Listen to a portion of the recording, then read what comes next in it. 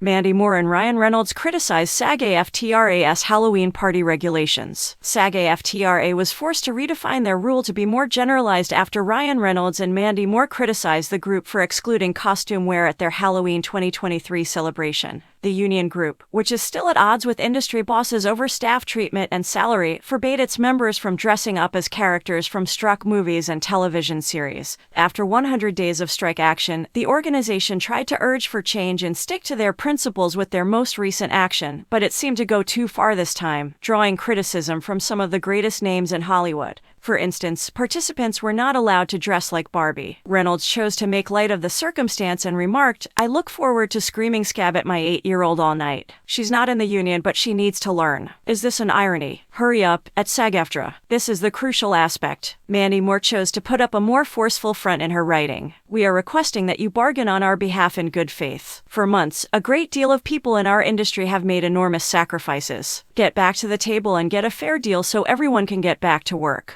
In response to the feedback, SAG changed its regulations to give members more latitude in terms of how they dressed and who they could be. Members of the group will now be permitted to dress as animated characters and to play generic characters like ghosts, spiders, or zombies. For instance, you could not dress as Spider-Man from the MCU, but you could dress as the spectacular Spider-Man from 2008. In response to inquiries from members and content creators for ways to support the strike during this joyous season, SAG-AFTRA released Halloween guidelines. This is the most recent of several recommendations we have released, and it was intended to assist them in avoiding endorsing striking work. It is not relevant to anyone's children. "We have been on strike for almost a century for valid grounds," SAG continued. "Our number one priority remains getting the studios back to the negotiating table so we can get a fair deal for our members and finally put our industry back to work."